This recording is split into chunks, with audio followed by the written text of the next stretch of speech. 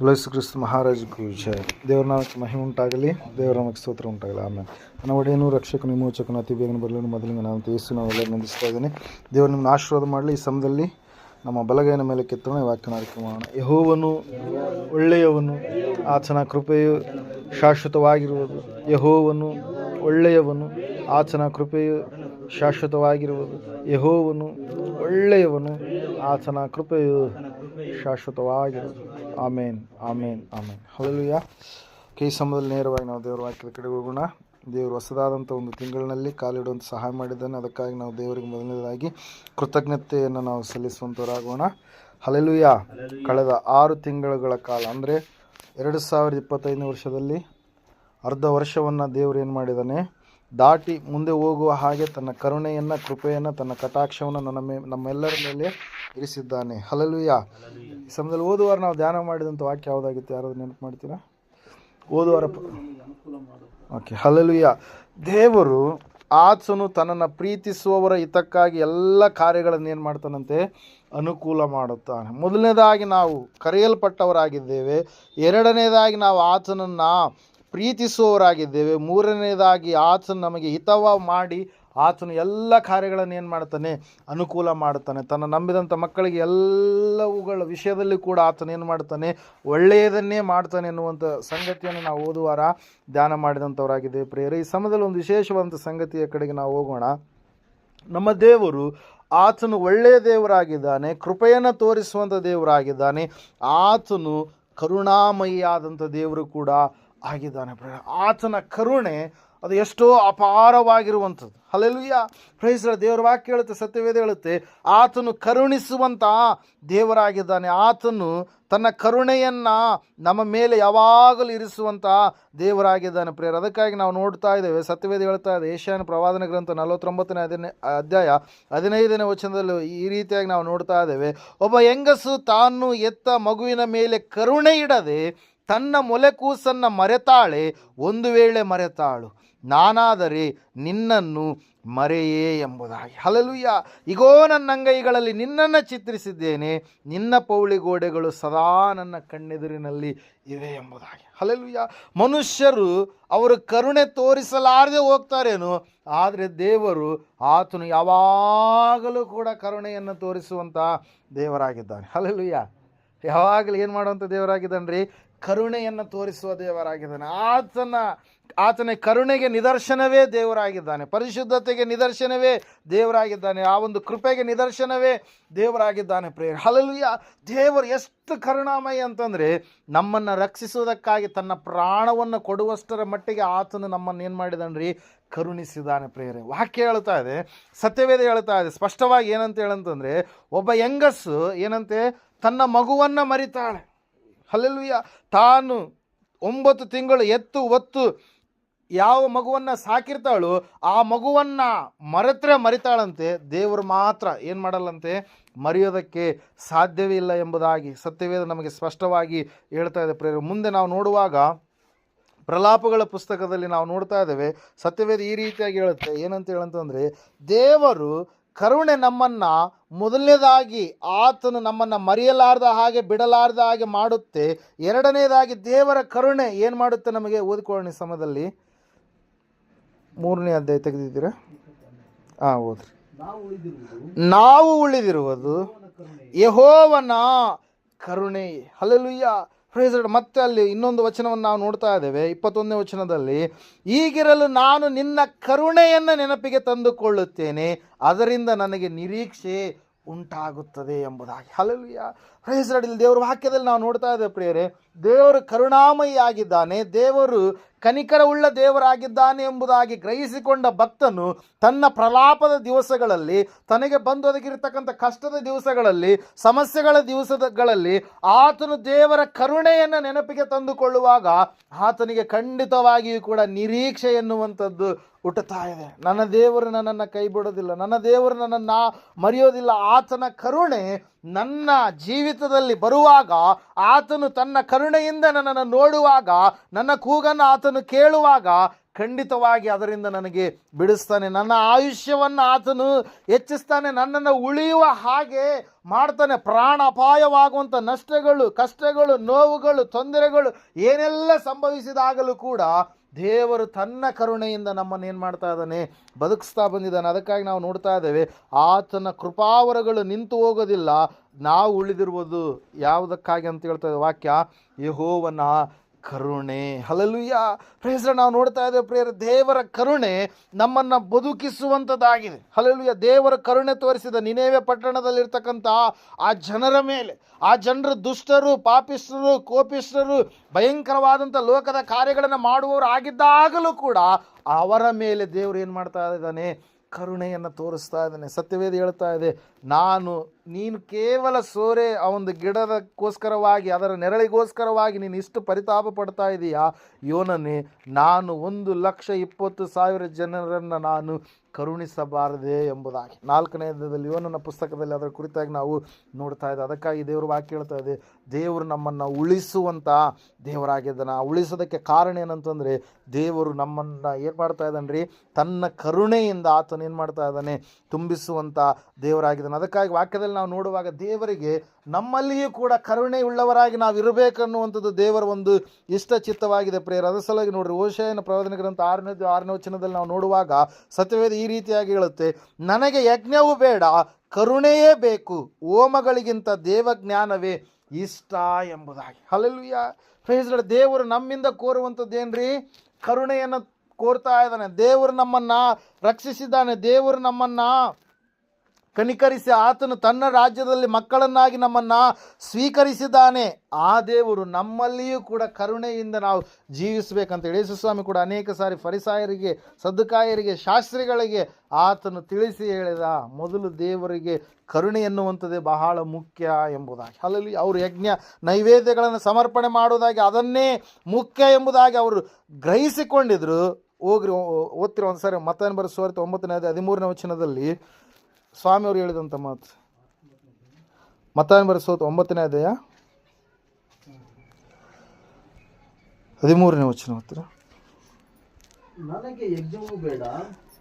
ನನಗೆ ಯಜ್ಞವೂ ಬೇಡ, ಕರುಣೆಯೇ ಬೇಕು ಎಂಬ ಮಾತಿನ ಅರ್ಥವನ್ನ ಕಲಿತುಕೊಳ್ಳಿರಿ. Hallelujah, praise lord. ದೇವರಿಗೆ ಬೇಕಾಗಿರುವಂಥದ್ದು ಏನ್ರಿ, ಕರುಣೆ.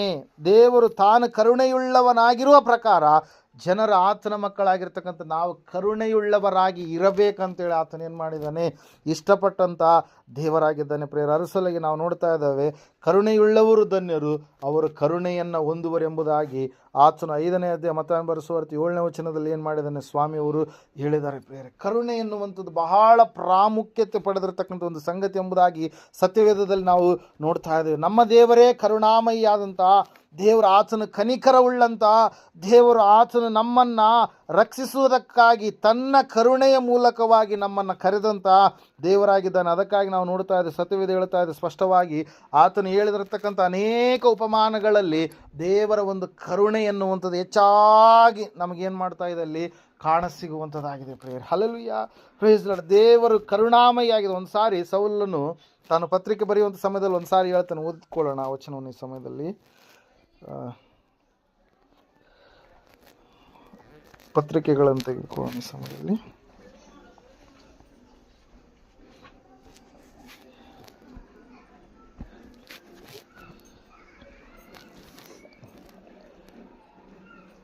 ಎಫೆಸ 4:32 ಹೋದ್ರು ಒಂದು ಸಾರಿ.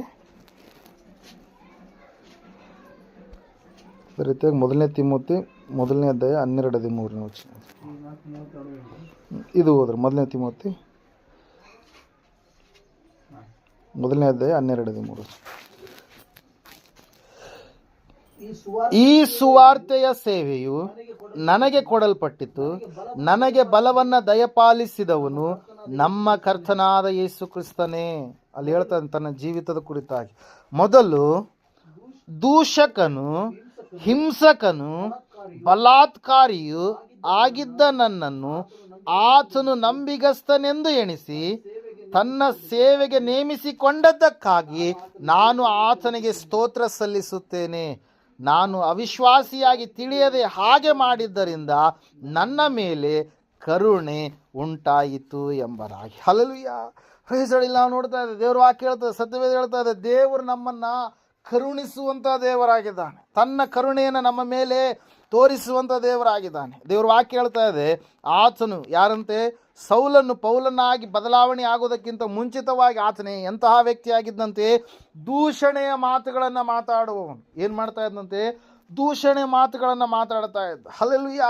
ದೇವರ ಕುರಿತಾಗಿ ಕೆಟ್ಟ ಕೆಟ್ಟ ರೀತಿಯಲ್ಲಿ ಆತನು ಮಾತಾಡ್ತಾ ಇದ್ದ. ದೇವರ ಸಭೆಯನ್ನ ಆತನು ಹಿಂಸೆ ಪಡಿಸುವಂತ ವ್ಯಕ್ತಿಯಾಗಿದ್ದ. ಆತನು ಅಷ್ಟು ಮಾತ್ರವಲ್ಲದೆ ಬಲಾತ್ಕಾರಿಯಾಗಿದ್ದ. ಆತನು ಗೂಂಡಾಗಿರಿ ಎನ್ನುವಂಥ ವ್ಯಕ್ತಿಯ ಉಪಾದಿಯಲ್ಲಿ ಜೀವಿಸುವಂಥವನು ಆಗಿದ್ದ. ಸ್ವಾಮಿಯ ಶಿಷ್ಯರನ್ನ ಸಾಯಿಸಬೇಕಂತೇಳಿ ಕಾಗದ ಪತ್ರಗಳನ್ನು ನಾವು ನೋಡ್ತಾ ಇದ್ದೇವೆ. ಅಲ್ಲಿರ್ತಕ್ಕಂಥ ಫರಿಸಾಯರ ಮೂಲಕವಾಗಿ, ಅಲ್ಲಿರ್ತಕ್ಕಂಥ ಪ್ರಧಾನ ಯಾಜಕರ ಮೂಲಕವಾಗಿ ತೆಗೆದುಕೊಂಡಂಥ ಒಬ್ಬ ವ್ಯಕ್ತಿಯಾಗಿ ನಮಗೆ ಕಾಣಿಸ್ತಾ ಇದ್ದಾನೆ ಪ್ರೇಯರ್. ಯಾರೀ? ಈ ಸೌಲ. ಹಲ್ಲೆಲೂಯಾ. ದೇವರು ವಾಕ್ಯ ಹೇಳ್ತಾ ಇದೆ, ಇಂತಹ ವ್ಯಕ್ತಿಯನ್ನ ದೇವ್ರು ಏನು ಮಾಡಿದ್ರಿ? ಮಾರ್ಪಡಿಸಿದ್ರು. ಕಾರಣ ಏನಂತಂದ್ರೆ, ಆತನ ಮೇಲೆ ದೇವರ ಕರುಣೆ ಏನಾಯ್ತಂತೆ? ಉಂಟಾಯಿತು. ಆತನು ತಿಳಿದೇ ಮಾಡಿದ. ಒಂದು ಸಾರಿ ಏನಾಗುತ್ತಂದ್ರೆ, ಪತ್ರಕರ್ತರು ಒಂದು ಪ್ರಶ್ನೆಯನ್ನು ಕೇಳ್ತಾ ಇದ್ದಾರೆ. ಭಾರತದ ಪ್ರಧಾನಮಂತ್ರಿ ಆಗಿದ್ರು ಒಂದು ಸಮಯದಲ್ಲಿ PV ನರಸಿಂಹರಾವ್ ಅವ್ರನ್ನ ಒಂದು ಪ್ರಶ್ನೆಯನ್ನು ಕೇಳ್ತಾ ಇದ್ದಾರೆ. ಏನು ಆ ಪ್ರಶ್ನೆ ಆಗಿತ್ತಂತಂದರೆ, ಪ್ರಧಾನಮಂತ್ರಿಗಳೇ, ಈ ಒಂದು ಭಾರತ ದೇಶದಲ್ಲಿ ಅನೇಕ ಜನರು ಕ್ರೈಸ್ತರಾಗಿ ಮಾರ್ಪಾಟಾಗ್ತಾ ಇದ್ದಾರೆ, ದೇವರನ್ನ ನಂಬ್ತಾ ಇದ್ದಾರೆ, ಅದಕ್ಕೆ ನೀವು ಯಾವೊಂದು ರೀತಿಯಲ್ಲಿ ನೀವು ಉತ್ತರವನ್ನು ಕೊಡ್ತೀರಿ ಎಂಬುದಾಗಿ ಕೇಳಿದಾಗ ಆ ಪ್ರಶ್ನೆಗೆ PV ನರಸಿಂಹರಾವ್ ಅವರು ಆ ಸಮಯದಲ್ಲಿ ಪ್ರಧಾನಮಂತ್ರಿ ಆಗಿರುವಂಥ ಸಮಯದಲ್ಲಿ ಅವರು ಉತ್ತರಿಸ್ತಾ ಇದ್ದಾರೆ, ಅಮ್ಮ ನೀನು ಕೇಳಿದಂಥ ಪ್ರಶ್ನೆ ಒಳ್ಳೆಯದೇ, ಆದರೆ ಇವತ್ತಿನ ದಿವಸ ಅನೇಕರು ಹಿಂಸೆ ಮಾಡುವಂಥವರು ಅವರು ಬದಲಾವಣೆ ಆಗ್ತಾ ಇದ್ದಾರೆ. ಡ್ರಗ್ಸ್ಗಳನ್ನು ಮದ್ಯಪಾನಕ್ಕೆ ದಾಸರಾದಂಥ ವ್ಯಕ್ತಿಗಳು ಅವರು ಬದಲಾವಣೆ ಆಗ್ತಾ ಇದ್ದಾರೆ. ವ್ಯಭಿಚಾರಿಗಳು ಬದಲಾವಣೆ ಆಗ್ತಾ ಇದ್ದಾರೆ. ಕಳ್ಳರು ಬದಲಾವಣೆ ಆಗ್ತಾ ಇದ್ದಾರೆ. ಅನೇಕ ಕೊಲೆಗಳನ್ನು ಮಾಡಿದಂಥವ್ರು ಬದಲಾವಣೆ ಆಗ್ತಾ ಇದ್ದಾರೆ. ಸೆರೆಮನೆಗೆ ಹೋಗಿ ಭಯಂಕರವಾದಂಥ ರೀತಿಯಲ್ಲಿ ಜೀವಿಸಿರ್ತಕ್ಕಂಥವ್ರು ಸುವಾರ್ತೆಯನ್ನು ಕೇಳಿ ಅವರು ಬದಲಾವಣೆ ಆಗ್ತಾ ಇದ್ದಾರೆ. ಈ ವಿಷಯ ನನಗೆ ಗೊತ್ತು, ಹೊರತಾಗಿ ಇನ್ನೊಂದು ರೀತಿಯಲ್ಲಿ ಅವರು ಮತಾಂತರ ಆಗ್ತಾ ಇದ್ದಾರೆ ಎನ್ನುವಂಥದ್ದು ನನಗೆ ಗೊತ್ತಿಲ್ಲ ಎಂಬುದಾಗಿ ಅವರು ಉತ್ತರ ಕೊಡ್ತಾ ಇದ್ದಾರೆ ಪ್ರಿಯರೇ. ಹಲ್ಲೆಲೂಯಾ. ಒಬ್ಬ ಪ್ರಧಾನಮಂತ್ರಿ, ಒಬ್ಬ ಭಾರತ ದೇಶದ ಪ್ರಧಾನಮಂತ್ರಿ ಆತನು ಹೇಳಿದಂಥ ವ್ಯಾಖ್ಯಾನ ಏನ್ರಿ? ಏನು ಹೇಳ್ತಾ ಇದ್ದಾನೆ? ಜನರು ಅವರ ಮನಸ್ಥಿತಿಗಳ ಬದಲಾವಣೆ ಆಗ್ತಾ ಇದೆ. ಒಂದು ಸಾರಿ ತಮ್ಮ ಕುಟುಂಬಕ್ಕೆ ಮಾತ್ರ ಸೀಮಿತವಾಗಿರ್ತಕ್ಕಂಥ ಅವರು ವ್ಯಭಿಚಾರದ ಗೃಹಗಳಿಗೆ ಹೋಗಿ ಭಯಂಕರವಾದಂಥ ರೀತಿಯಲ್ಲಿ ಕುಟುಂಬವನ್ನು ಹಿಂಸೆ ಮಾಡಿದಂಥವರು ದೇವರನ್ನು ನಂಬಿದವರಾಗಿ ಅವರು ಬದಲಾವಣೆಯಾಗಿದ್ದಾರೆ. ಒಂದು ಸಾರಿ ಅವರು ಭಯಂಕರವಾಗಿ ಓಸಿ ಜೂಜಾಟ ಆಡಿ ಹಣವನ್ನು ಕಳೆದುಕೊಂಡಂಥವ್ರು ಅದು ತಪ್ಪು ಎಂಬುದಾಗಿ, ಕಷ್ಟಪಟ್ಟು ದುಡಿಯಬೇಕೆಂಬುದಾಗಿ ತಿಳಿದು ಅವರು ಬದಲಾವಣೆಯಾಗಿದ್ದಾರೆ. ತನ ಮಾಡುವುದಕ್ಕಾಗಿ ಪ್ರೇರೇಪಿಸಲ್ಪಟ್ಟಂಥವ್ರು, ಕೆಟ್ಟ ಕಾರ್ಯಗಳನ್ನು ಮಾಡುವುದಕ್ಕಾಗಿ ಪ್ರೇರೇಪಿಸಲ್ಪಟ್ಟಂಥವ್ರು ಅಂಥವ್ರು ಬದಲಾವಣೆ ಆಗಿದ್ದಾರೆ, ಹೊರತಾಗಿ ಮತಾಂತರ ಆಗಿರೋರು ಯಾರು ನನಗೆ ಗೊತ್ತಿಲ್ಲ ಅಂತೇಳಿ ಅವರು ಉತ್ತರ ಕೊಟ್ಟರು ಪ್ರಿಯರೇ. ಹಲ್ಲೆಲೂಯಾ. Praise Lord. ದೇವರು ವಾಕ್ಯ ಹೇಳ್ತದೆ, ಸತ್ಯವೇದ ಹೇಳ್ತಾ ಇದೆ, ದೇವರು ಮನುಷ್ಯರನ್ನು ಬದಲಾಯಿಸುವ ಆತನಾಗಿದ್ದಾನೆ. ಹಲ್ಲೆಲೂಯಾ. Praise Lord. ಇಲ್ಲಿ ನಾವು ನೋಡ್ತಾ ಇದ್ದೇವೆ, ದೇವರು ವಾಕ್ಯ ಹೇಳ್ತಾರೆ, ಸತ್ಯವೇದ ಹೇಳ್ತಾ ಇದೆ, ಸೌಲನು ಕೂಡ ಆತನನ್ನು ಕೂಡ ದೇವರು ಏನು ಮಾಡಿದರು? ಬದಲಾಯಿಸಿದರು. ಯಾವ ರೀತಿಯಾಗಿ ಬದಲಾಯಿಸಿದ್ರಿ? ದೂಷಕನು, ಹಿಂಸಕನು, ಬಲಾತ್ಕಾರಿಯಾಗಿರ್ತಕ್ಕಂಥ ವ್ಯಕ್ತಿಯಾದಂಥ ಆತನ ಮೇಲೆ ದೇವರ ಕರುಣೆ ಉಂಟಾಯಿತು. ದೇವರ ಕರುಣೆ ನಮ್ಮನ್ನು ಮರೆಯೋದಿಲ್ಲ. ದೇವರ ಕರುಣೆ ನಮ್ಮ ಆಯುಷ್ಯನ್ನ ಹೆಚ್ಚಿಸುತ್ತೆ. ದೇವರ ಕರುಣೆ ನಾವು ನೋಡ್ತಾ ಇದ್ದೇವೆ ಪ್ರಿಯರೇ, ಸತ್ಯವೇದ ಹೇಳ್ತಾ ಇದೆ, ಅದು ನಮ್ಮನ್ನು ಮನ ಪರಿವರ್ತನೆ ಮಾಡುವ ಹಾಗೆ ಕಾರ್ಯಜರುಗಿಸುತ್ತೆ. ಒಂದ್ಸಾರಿ ದೇವರ ಕರುಣೆಗಾಗಿ ಕೂಗ್ತಾ ಇದ್ದಾರೆ. ಹಲ್ಲೆಲೂಯಾ. ದಾವೀದನ ಕುಮಾರನೇ ನನ್ನನ್ನು ಕರುಣಿಸು ಎಂಬುದಾಗಿ ಬಾರ್ತಿಮಾಯನೆನ್ನುವಂಥ ವ್ಯಕ್ತಿಯ ಕುರಿತಾಗಿ ನಾವು ಸತ್ಯವೇದದಲ್ಲಿ ನಾವು ನೋಡ್ತಾ ಇದ್ದೇವೆ ಪ್ರಿಯರೇ. ದೇವರ ಕರುಣೆ ಆತನನ್ನು, ಆ ವ್ಯಕ್ತಿಯ ಸ್ವರವನ್ನು ಕೇಳುವ ಹಾಗೆ ಮಾಡಿ ಆತನನ್ನು ನಿಲ್ಲಿಸಿ, ಆ ಕರುಣೆ ಆತನ ಜೀವಿತದಲ್ಲಿ ಅದ್ಭುತ ಕಾರ್ಯಗಳನ್ನು ಮಾಡುವ ಹಾಗೆ ಪ್ರೇರೇಪಿಸ್ತು ಪ್ರೇರಣೆ. ನಾವು ನೋಡ್ತಾ ಇದ್ದೇವೆ, ಬಾರ್ತಿಮಾಯನು 10 ಜನ ಕುಷ್ಠರೋಗಿಗಳು ಅವರೆಲ್ಲರೂ ದೇವರೇ ನಮ್ಮನ್ನು ಕರುಣಿಸು ಎಂಬುದಾಗಿ ಕೂಗ್ತಾ ಇದ್ದಾರೆ. ಏನು ಮಾಡ್ತಾ ಇದ್ದಾರೆ ಅವರು? ದೇವರೇ ನಮ್ಮನ್ನು ಕರುಣಿಸು ಎಂಬುದಾಗಿ ಕೂಗ್ತಾ ಇದ್ದಾರೆ. ಅದಕ್ಕಾಗಿ ನಾವು ನೋಡ್ತಾ ಇದ್ದೇವೆ, ವಾಕ್ಯ ಹೇಳ್ತಾ ಇದೆ, ದೇವರ ಕರುಣೆಗಾಗಿ ಕೂಗಿರ್ತಕ್ಕಂಥವರೆಲ್ಲರ ಜೀವಿತದಲ್ಲಿ, ಆ ಬಾರ್ತಿಮಾಯನ ಜೀವಿತದಲ್ಲಿ, ಹುಟ್ಟು ಕುರುಡನಾಗಿರ್ತಕ್ಕಂಥವನ ಜೀವಿತದಲ್ಲಿ ಕಣ್ಣುಗಳು ಬಂದರೆ 10 ಜನ ಕುಷ್ಠರೋಗಿಗಳು ದೇವರ ಕರುಣೆಯನ್ನು ಎದುರು ನೋಡಿದ ಕಾರಣಕ್ಕಾಗಿ, ನಿರೀಕ್ಷೆಯುಳ್ಳವರಾಗಿ ಇರುವ ಕಾರಣಕ್ಕಾಗಿ ಅವರು ಸ್ವಸ್ಥತೆಯನ್ನು ಹೊಂದಿದರು. ಪ್ರಿಯರೇ, ಇವತ್ತಿನ ದಿವಸ ನಾವು ನೋಡ್ತಾ ಇದ್ದೇವೆ, ದೇವರ ಕರುಣೆ ಅದು ನಮಗೆ ಸ್ವಸ್ಥತೆಯನ್ನು ಕೊಡುವಂಥದ್ದಾಗಿದೆ. ದೇವರು ಕರುಣಿಸುವ ಆತನಾಗಿದೆ. ನಾವು ಇನ್ನೊಬ್ಬರಿಗೆ ಸಹಾಯ ಮಾಡಬೇಕಾದ್ರೆ ನಮ್ಮ ಕರುಳು ಏನಾಗಬೇಕು, ಮನ ಮರಬೇಕು. ಅವ್ರ ಮೇಲೆ ಕರುಣೆ ಹುಟ್ಟಿದಾಗ ಮಾತ್ರ ನಾವು ಅವರಿಗೆ ಸಹಾಯ ಮಾಡೋದಕ್ಕೆ ಹೋಗೋದಕ್ಕೆ ಸಾಧ್ಯ ಆಗುತ್ತೆ. ಕರುಣೆನೇ ಇರಲಾರ್ದೆ ಕಠಿಣವಾದಂಥ ಕಠೋರವಾದಂಥ ಸ್ವಭಾವ ನಮ್ಮಲ್ಲಿದ್ದರೆ ಅವನು ಹೆಂಗಾದ್ರೂ ಸಾಯಲಿ ಬಿಡಿ ಅಂತೇಳಿ ನಾವು ಹೇಳ್ತೀವಿ ಹೊರತಾಗಿ ಸಹಾಯ ಮಾಡೋದಕ್ಕೆ ನಾವು ಹೋಗೋದಿಲ್ಲ. ದೇವ್ರ ವಾಕ್ಯ ಹೇಳುತ್ತೆ, ಸತ್ಯವೇದ ಹೇಳುತ್ತೆ, ಪತ್ರಿಕೆಗಳಲ್ಲಿ ಅನೇಕ ಸಾರಿ ಪೌಲನು ಬರಿತಾ ಇದ್ದಾನೆ, ನೀವು ಕರುಣೆಯುಳ್ಳವರಾಗಿ ಇರ್ರಿ. ಎಫೆಸ 4:37 ನಾವು ನೋಡ್ತಾ ಇದ್ದೇವೆ, ಒಬ್ಬರಿಗೊಬ್ಬರು ಉಪಕಾರಿಗಳಾಗಿಯೂ ಕರುಣೆಯುಳ್ಳವರಾಗಿಯೂ ಕ್ಷಮಿಸುವವರಾಗಿಯೂ ಇರ್ರಿ ಎಂಬುದಾಗಿ. ಕರುಣೆ ನಮ್ಮಲ್ಲಿರಬೇಕು. ದೇವರು ನಮ್ಮ ಮೇಲೆ ಕರುಣೆ ತೋರಿಸಿದ್ದಾನೆ, ನಾವು ಇತರರ ಮೇಲೆ ಕರುಣೆ ತೋರಿಸುವಂಥ ಮಕ್ಕಳಾಗಿರಬೇಕು. ನಾವು ಕರುಣೆಯನ್ನು ತೋರಿಸಲಾರದೆ ಕಠೋರವಾದಂಥ ಸ್ವಭಾವವುಳ್ಳವರಾಗಿದ್ದರೆ, ದ್ವೇಷ ಭಾವನೆ ಒಳಗಡೆ ಇಟ್ಟುಕೊಂಡು ಜೀವಿಸುವಂಥವರಾಗಿದ್ದರೆ ಖಂಡಿತವಾಗಿ ಕೂಡ ನಾವು ದೇವರ ಮಕ್ಕಳು ಅಲ್ಲ ಎಂಬುದಾಗಿ ಸತ್ಯವೇದ ಲೇಖನ ನಮಗೆ ಸ್ಪಷ್ಟವಾಗಿ ತಿಳಿಸ್ತಾ ಇದೆ. ಪ್ರಿಯರೇ, ದೇವರ ವಾಕ್ಯ ಹೇಳ್ತದೆ, ಸತ್ಯವೇದ ಹೇಳ್ತಾ ಇದೆ, ನಾನು ತಿಳಿಯದೆ ಹಾಗೆ ಮಾಡಿದ್ದರಿಂದ ನನ್ನ ಮೇಲೆ ಕರುಣೆ ಉಂಟಾಯಿತು ಎಂಬುದಾಗಿ ಯಾರು ಹೇಳ್ತಾ ಇದ್ದಾರೆ?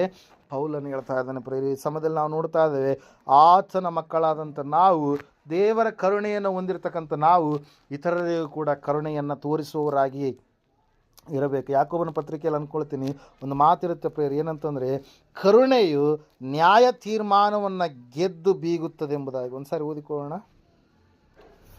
2:13 ವಚನ. ಕರುಣೆ ತೋರಿಸದೇ ಇರುವವನಿಗೆ ನ್ಯಾಯ ತೀರ್ಮಾನದಲ್ಲಿ ಕರುಣೆಯು ತೋರಿಸಲ್ಪಡುವುದಿಲ್ಲ. ಕರುಣೆಯು ನ್ಯಾಯ ತೀರ್ಮಾನವನ್ನು ಗೆದ್ದು ಹಿಗ್ಗುತ್ತದೆ ಎಂಬುದಾಗಿ. ಹಲ್ಲೆಲೂಯಾ. ದೇವರ ವಾಕ್ಯ ಹೇಳುತ್ತೆ, ನಾವು ಕರುಣೆಯುಳ್ಳವರಾಗಿರಬೇಕು. ಕರುಣೆಯುಳ್ಳವರು ಧನ್ಯರು, ಅವರು ಕರುಣೆಯನ್ನು ಹೊಂದುವರು ಎಂಬುದಾಗಿ ವಾಕ್ಯ ಹೇಳುತ್ತೆ. ದೇವರ ಕರುಣೆಯನ್ನು ಹೊಂದಿರತಕ್ಕಂಥ ನಾವು, ದೇವರು ನಮ್ಮ ಮೇಲೆ ಕರುಣೆ ತೋರಿಸಿದ್ದಾನೆ, ಆತನು ನಮ್ಮನ್ನು ಮರೆತಿಲ್ಲ. ದೇವರು ನಮ್ಮ ಮೇಲೆ ಕರುಣೆ ತೋರಿಸಿದ್ದಾನೆ, ನಾವು ಇಷ್ಟು ದಿವಸಗಳ ಕಾಲ ಬದುಕುಳಿಯುವ ಹಾಗೆ ಆಯುಷ್ಯವನ್ನು ಹೆಚ್ಚಿಸಿದ್ದಾನೆ. ದೇವರು ನಮ್ಮ ಮೇಲೆ ಕರುಣೆ ತೋರಿಸಿದ್ದಾನೆ, ನಾವು ಬದಲಾವಣೆಯಾಗಿ ಆತನ ಮಕ್ಕಳಾಗಿದ್ದೇವೆ. ದೇವರು ನಮ್ಮ ಮೇಲೆ ಕರುಣೆ ತೋರಿಸಿದ್ದಾನೆ. ಆ ಒಂದು ಕರುಣೆಯ ನಿಮಿತ್ತವಾಗಿ ನಾವು ಸ್ವಸ್ಥತೆ ಉಳ್ಳವರಾಗಿ ಜೀವಿಸ್ತಾ ಇದ್ದೇವೆ. ಆ ಕರುಣೆಯನ್ನು ಹೊಂದಿಕೊಂಡಿರ್ತಕ್ಕಂಥ ನಾವುಗಳು ಏನಾಗಬೇಕ್ರಿ? ಇತರರಿಗೆ ಕರುಣೆ ತೋರಿಸುವವರು ಆಗಬೇಕು. ಹಲ್ಲೆಲೂಯಾ. ದೇವರು ನಮ್ಮ ಮೇಲೆ ಕರುಣೆ ತೋರಿಸಿದ್ದಾರೆ, ನಾವು ಕೂಡ ಇತರರಿಗೆ ಕರುಣೆ ತೋರಿಸುವವರು ಆಗಬೇಕು. ಮತ್ತೆ ಇದನ್ನು ನಾವು ಮಿಸ್ಅಂಡರ್ಸ್ಟ್ಯಾಂಡಿಂಗ್ ಮಾಡ್ಕೊಂಬಾರ್ದು. ಏನಂತೇಳಿ, ನಾವು ಇತರರಿಗೆ ಕರುಣೆ ತೋರಿಸ್ತೇವೆ, ಅದಕ್ಕಾಗಿ ದೇವರು ನಮ್ಮನ್ನು ರಕ್ಷಿಸಿದ್ದಾನೆ ಎಂಬುದಾಗಿ. ಹಲ್ಲೆಲೂಯಾ. ಆ ರೀತಿಯಾಗಲ್ಲ, ದೇವರು ನಮ್ಮನ್ನು ರಕ್ಷಿಸಿದ್ದಾನೆ. ಕಾರಣ ಏನಂತಂದರೆ, ನಾವು ಪಾಪಿಗಳಾಗಿದ್ದೇವೆ, ಆತನ ಸಮೀಪಕ್ಕೆ ಬಂದಿದ್ದೇವೆ. ಆತನ ಬಳಿಗೆ ಬಂದಾದ ಮೇಲೆ ದೇವರು ನಮ್ಮನ್ನು ಏನು ಮಾಡಿದ್ದಾನೆ? ರಕ್ಷಿಸಿದ್ದಾನೆ. ಆತನ ನಂಬಿದ ಮೇಲೆ, ಆತನ ಕೃಪೆಗೆ ಹೋಗೊಟ್ಟು ಆತನ ಕೃಪೆಯಲ್ಲಿ ಬಂದಂಥ ಮಕ್ಕಳಾದ ಮೇಲೆ ನಾವು ರಕ್ಷಣೆಗೆ ಪಾತ್ರರಾಗಿದ್ದೀವಿ. ದೇವ್ರ ವಾಕ್ಯ ಹೇಳುತ್ತೆ, ಸತ್ಯವೇದ ಹೇಳುತ್ತೆ ಏನಂತೇಳಿ, ಯೇಸು ಎನ್ನುವಂಥ ನಾಮವನ್ನು ನಾವು ಕೂಗುವಾಗ ನಾವು ರಕ್ಷಿಸಲ್ಪಟ್ಟಿದೆ. ಯಾಕಂದರೆ ರಕ್ಷಣೆ ಯೇಸುವಿನ ನಾಮದಲ್ಲಿ ಹೊರತು ಮತ್ತು ಯಾವ ನಾಮದಲ್ಲಿಯೂ, ಭೂಲೋಕದಲ್ಲಿ ಕೊಡಲ್ಪಟ್ಟ ಯಾವ ನಾಮದಲ್ಲಿಯೂ ಕೂಡ ಇಲ್ಲವೇ ಇಲ್ಲ ಎಂಬುದಾಗಿ ಸ್ಪಷ್ಟವಾಗಿ ವಾಕ್ಯ ನಮಗೆ ತಿಳಿಸ್ತಾ ಇದೆ ಪ್ರಿಯರೇ. ಅದಕ್ಕಾಗಿ ನಾವು ನೋಡ್ತಾ ಇದ್ದೇವೆ, ಈ ಒಂದು ಕರುಣೆ ಎನ್ನುವಂಥದ್ದು ನ್ಯಾಯ ತೀರ್ಮಾನದಲ್ಲಿ ಗೆದ್ದು ಹಿಗ್ಗುತ್ತದೆ ಎಂಬುದಾಗಿ. ಹಲ್ಲೆಲೂಯಾ. ನಾವು ಕರುಣೆ ತೋರಿಸುವವರು ಆಗಬೇಕು, ಸಹೋದರ ಸ್ನೇಹವುಳ್ಳವರು ಆಗಬೇಕು, ಇತರರಿಗೆ ಉಪಕಾರ ಮಾಡುವಂಥವರು ಆಗಬೇಕು. ಕರುಣೆ ಎನ್ನುವಂಥದ್ದು ದೇವರ ಮಕ್ಕಳಾದಂಥ ನಮ್ಮಲ್ಲಿ ಯಾವಾಗಲೂ ಇರುವಂಥದ್ದು ಆಗಿರಬೇಕು. ಅದರ ಸಲುವಾಗಿ ದೇವರ ವಾಕ್ಯ ಹೇಳ್ತಾ ಇದೆ, ಯೂದನ ಪತ್ರಿಕೆಯಲ್ಲಿ 1ನೇ ಅಧ್ಯಾಯ ಇರುವಂಥದ್ದು 2ನೇ ವಚನದಲ್ಲಿ, ದೇವರಿಂದ ಕರೆಯಲ್ಪಟ್ಟ ನಿಮಗೆ ಕರುಣೆಯು, ಶಾಂತಿಯು, ಪ್ರೀತಿಯು ಹೆಚ್ಚಾಗಲಿ ಎಂಬುದಾಗಿ. ಹಲ್ಲೆಲೂಯಾ. ಯಾರಿಂದ ಕರೆಯಲ್ಪಟ್ಟಿದ್ದೇವೆ ನಾವು? ಮನುಷ್ಯರಿಂದಲ್ಲ. ಹಲ್ಲೆಲೂಯಾ. ನಮ್ಮನ್ನು ಯಾರೋ ಒಬ್ಬ ವ್ಯಕ್ತಿ ಕರೆದಿಲ್ಲ. ಹಲ್ಲೆಲೂಯಾ. ನಮ್ಮನ್ನು ಕರೆದವರು ಯಾರ್ರೀ? ಸೃಷ್ಟಿಕರ್ತನಾದಂಥ ದೇವರು. ನಾವು ಎಲ್ಲೆಲ್ಲೋ ಇದ್ದಂಥವ್ರು, ಏನೆಲ್ಲ ಜೀವಿತವನ್ನು ಜೀವಿಸಿದಂಥವ್ರು, ಇವತ್ತಿನ ದಿವಸ ನಾವು ಒಂದು ಸೂರಿನಡಿಯಲ್ಲಿ, ದೇವರ ಒಂದು ಮಾರ್ಗದಡಿಯಲ್ಲಿ, ಭಕ್ತಿಯ ಜೀವಿತದಡಿಯಲ್ಲಿ ನಾವು ಬಂದಿದ್ದೇವೆ ಅಂದರೆ ಕಾರಣ ಏನಂತಂದರೆ, ದೇವರು ನಮ್ಮನ್ನು ಕರೆದಿದ್ದಾನೆ ಪ್ರಿಯರೇ. ದೇವರು ತನ್ನ ಒಂದು ಸಂಕಲ್ಪದ ಮೇರೆಗೆ ನಮ್ಮನ್ನು ಏನು ಮಾಡಿದ್ದಾನೆ? ಆರಿಸಿ ತೆಗೆದುಕೊಂಡು ಆತನು ಕರೆದಿದ್ದಾನೆ. ಅದಕ್ಕಾಗಿ ನಾವು ಆತನ ಮಕ್ಕಳಾದಂಥ ನಾವು ಕರುಣೆಯನ್ನು ತೋರಿಸುವವರಾಗಿ ಇರಬೇಕು. ಯೇಸು ಕ್ರಿಸ್ತನ ಕರುಣೆಯನ್ನು ಎದುರು ನೋಡುತ್ತಾ ನಾವು ದೇವರ ಪ್ರೀತಿಯನ್ನು ನಾವು ಕಾಪಾಡಿಕೊಳ್ಳುವವರು ಆಗಿರಬೇಕು. ಅದೇ ಯೂದನ ಪತ್ರಿಕೆ 1ನೇ ಅಧ್ಯಾಯ 21ನೇ ವಚನ ಮತ್ತು 22ನೇ ವಚನದಲ್ಲಿ ನಾವು ನೋಡ್ತಾ ಇದ್ದೇವೆ, ಅನೇಕರು ಸಂದೇಹ ಪಡ್ತಾ ಇರ್ತಾರೆ, ದೇವರನ್ನು ನಂಬಿರ್ತಾರೆ, ಅವ್ರು ಯಾವ ರೀತಿಯಾಗಿ ಜೀವಿಸ್ಬೇಕಂತೇಳಿ ಅವರಿಗೆ ಗೊತ್ತಿರಲ್ಲ. ಆಗ ತಾನೇ ಹುಟ್ಟಿದ ಶಿಶುಗಳೋಪಾದಿಯಲ್ಲಿರ್ತಾರೆ, ದೇವರನ್ನು ನಂಬಿರ್ತಾರೆ, ಪ್ರಾರಂಭದಲ್ಲಿ ಲೋಕದ ಕಾರ್ಯಗಳನ್ನು ಮಾಡುತ್ತಾ ಜೀವಿಸುವಂಥವರಾಗಿರ್ತಾರೆ, ಇನ್ನೂ ಅವರು ಯೌವನಸ್ಥರಾಗಿ ಇರೋದಿಲ್ಲ. ದೇವರನ್ನು ನಂಬಿರ್ತಾರೆ, ಯೌವನ ಕಾಲದಲ್ಲಿ ಬಂದಿರತಕ್ಕಂಥ ಶೋಧನೆಗಳು, ಯೌವನ ಕಾಲದಲ್ಲಿ ಶೋಧನೆಗಳು ಬರುವಂಥದ್ದು, ಆ ಶೋಧನೆಗಳನ್ನು ಜಯಿಸುವ ಶಕ್ತಿ ಬಲ ಇರಲಾರ್ದ ಹಾಗೆ, ಭಕ್ತಿಯ ಬರಲ ಇರಲಾರ್ದ ಹಾಗೆ ಇರ್ತಾರಲ್ವ, ಅಂಥವರಿಗೆ ಸಂದೇಹ ಪಡುವಂಥ ಅಂಥ ಜನರಿಗೆ ನಾವು ಏನು ಮಾಡಬೇಕಂತೆ, ಕರುಣೆಯನ್ನು ನಾವು ತೋರಿಸ್ಬೇಕು. ಅಲ್ಲೂ ಯಾರ ಕರುಣೆ ಇರೋದು? ದೇವರ ಕರುಣೆಯನ್ನು ನಾವು ತೋರಿಸ್ಬೇಕು. ಅದಕ್ಕಾಗಿ ನಾವು ನೋಡ್ತಾ ಇದ್ದೇವೆ, ದೇವ್ರ ವಾಕ್ಯ ಹೇಳ್ತಾ, ಸತ್ಯವೇದ ಹೇಳ್ತಾ ಇದೆ, ದೇವರ ಕರುಣೆ ಅದು ಶ್ರೇಷ್ಠವಾಗಿರುವಂಥದ್ದಾಗಿದೆ ಪ್ರಿಯರೇ. ನಮ್ಮನ್ನು ಆತನ ಕರುಣಿಸಿದಾನೆ, ನಮ್ಮನ್ನು ಮರೆತಿಲ್ಲ. ಆತನು ನಮ್ಮನ್ನು ಕರುಣಿಸಿದ್ದಾನೆ, ನಮ್ಮ ಆಯುಷ್ಯವನ್ನು ಹೆಚ್ಚಿಸಿದ್ದಾನೆ. ಆತನು ನಮ್ಮನ್ನು ಕರುಣಿಸಿದ್ದಾನೆ, ಆತನು ನಮ್ಮನ್ನು ಮಾರ್ಪಡಿಸಿದ್ದಾನೆ, ಬದಲಾಯಿಸಿದ್ದಾನೆ. ಆತನು ನಮ್ಮನ್ನು ಕರುಣಿಸಿದ್ದಾನೆ, ಸ್ವಸ್ಥಪಡಿಸಿದ್ದಾನೆ. ಆತನು ನಮ್ಮನ್ನು ಕರುಣಿಸಿದ್ದಾನೆ. ಅದಕ್ಕಾಗಿ ಕೊನೆಯದಾಗಿ ನಾವು ನ್ಯಾಯ ತೀರ್ಮಾನದಲ್ಲಿ ನಾವು ಆ ಒಂದು ಕರುಣೆಯ ಮೂಲಕವಾಗಿ ನಾವು ಎಬ್ಬಿಸಲ್ಪಡುವ ವ್ಯಕ್ತಿಗಳಾಗಿ, ಬದಲಾವಣೆಯನ್ನು, ಜಯದ ಜೀವಿತವನ್ನು ಹೊಂದಿದಂಥ ವ್ಯಕ್ತಿಗಳಾಗಿ ನಾವಿರ್ತೀವಿ ಪ್ರೇರೆ. ಒಂದು ವಾಕ್ಯ ಇರುತ್ತೆ ಜ್ಞಾನೋಕ್ತಿಗಳ ಪುಸ್ತಕದಲ್ಲಿ ಅನಿಸುತ್ತೆ, ಆ ವಚನವನ್ನು ನಾವು ಓದಿಕೊಳ್ಳೋಣ. ಸರ್ ತೆಗಿತೀರಾ?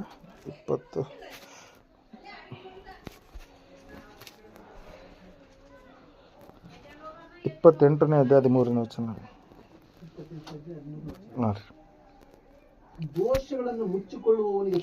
ದೋಷಗಳನ್ನು ಮುಚ್ಚಿಕೊಳ್ಳುವವನಿಗೆ ಶುಭವಾಗದು, ಅವುಗಳನ್ನು ಒಪ್ಪಿಕೊಂಡು ಬಿಟ್ಟು ಬಿಡುವವನಿಗೆ ಕರುಣೆ ದೊರೆಯುವುದು ಎಂಬುದಾಗಿ. Hallelujah, praise Lord. ನಾವು ದೇವರ ಕರುಣೆಯನ್ನು ಹೊಂದುವವರಾಗಬೇಕು. ದೋಷಗಳು, ಮಾಡುವಂಥ ತಪ್ಪುಗಳು, ಕೆಲವೊಂದು ವಿಷಯಗಳ ಸಂಗತಿಗಳಿರ್ತವೆ.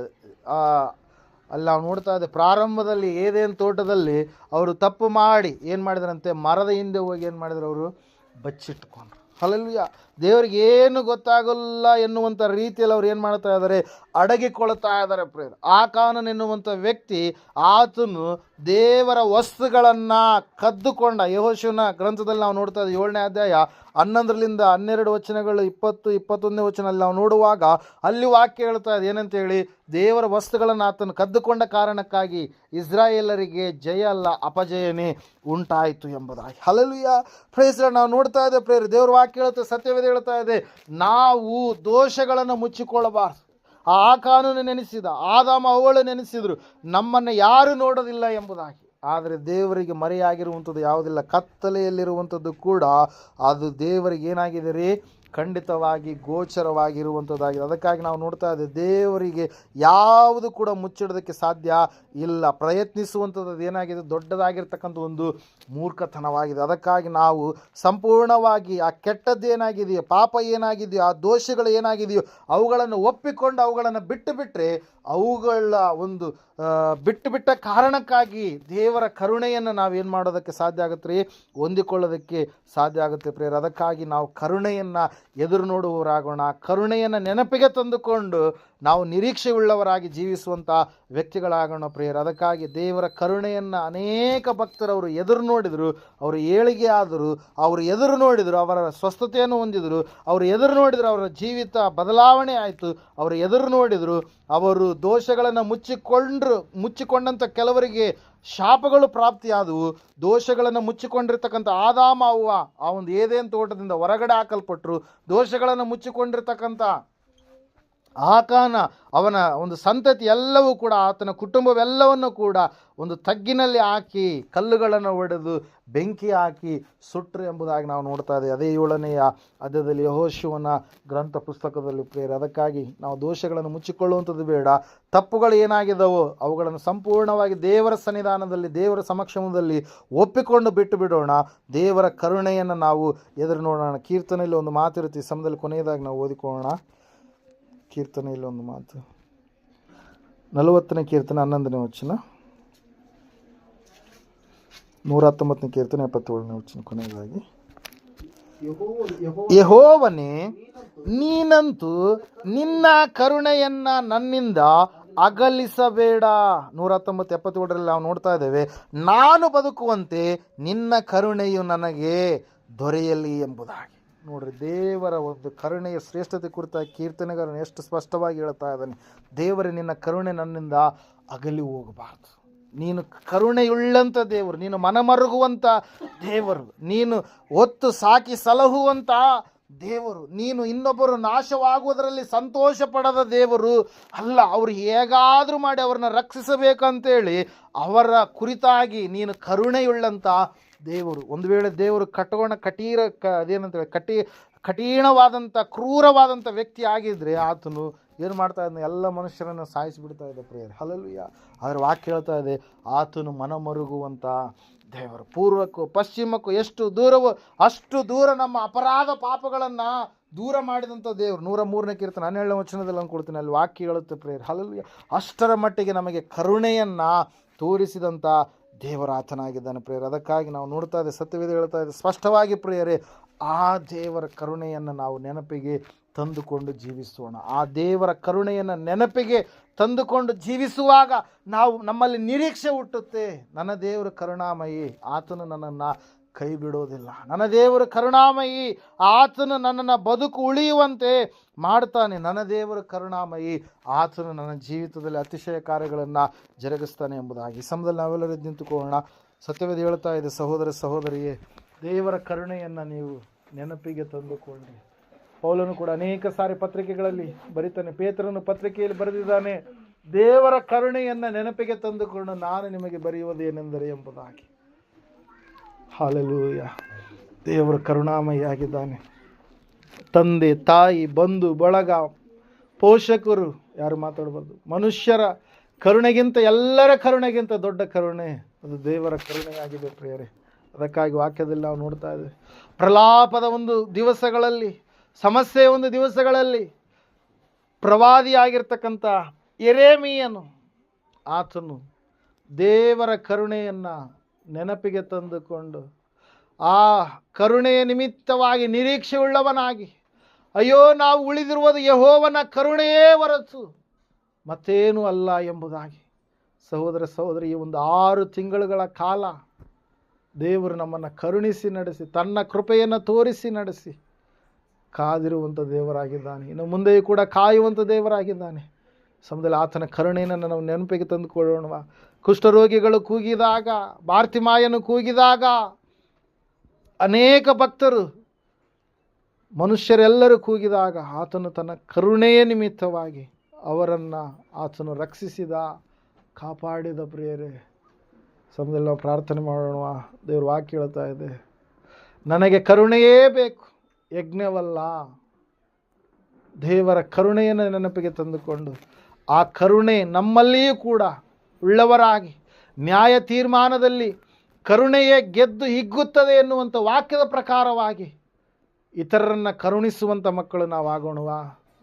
ದೇವರ ಕರುಣೆ ದೊಡ್ಡದು. ಆ ಕರುಣೆ ನಮ್ಮಲ್ಲಿಯೂ ಕೂಡ ಇರಬೇಕು. ನಿನ್ನ ನೆರೆಹೊರೆಯವನನ್ನು ನಿನ್ನಂತೆಯೇ ಪ್ರೀತಿಸಬೇಕು ಎಂಬುದಾಗಿ ದೇವರು ತಿಳಿಸಿರುವಂಥ ಮಾತು ನಮ್ಮೆಲ್ಲರಿಗೆ ಗೊತ್ತಿರುವಂಥದ್ದೇ. ಆ ಒಂದು ಮಾತು ಆಜ್ಞೆಯ ಪ್ರಕಾರವಾಗಿ ಯಾರ ಮೇಲೆಯೂ ಕೂಡ ದ್ವೇಷ ಇಟ್ಟುಕೊಳ್ಳದೆ, ಯಾರ ಮೇಲೆಯೂ ಕೂಡ ಕಕ್ಷೆಯನ್ನು ಸಾಧಿಸದೆ, ನಾವೆಲ್ಲರೂ ಅವರು ನಮ್ಮ ಸಹೋದರರು ಎಂಬುದಾಗಿ ಭಾವಿಸಿ ದೇವರ ಕರುಣೆಯನ್ನು ನಾವು ತೋರಿಸುವಂಥವರಾಗೋಣ. ಸಮಯದಲ್ಲಿ ಪ್ರಾರ್ಥನೆ ಮಾಡೋಣ. ಮಹೋನ್ನತನು ಮಹಾಪರಿಶುದ್ಧನಾದ ಮಹಾದೇವರೇ, ನಿನಗೆ ಸ್ತೋತ್ರಗಳಪ್ಪ. ಹೌದು ರಾಜನೇ, ನಿನ್ನ ವಾಕ್ಯ ಹೇಳ್ತಾ ಇದೆಪ್ಪ, ಕರುಣೆಯೇ ನನಗೆ ಇಷ್ಟ ಎಂಬುದಾಗಿ ಸ್ವಾಮಿ.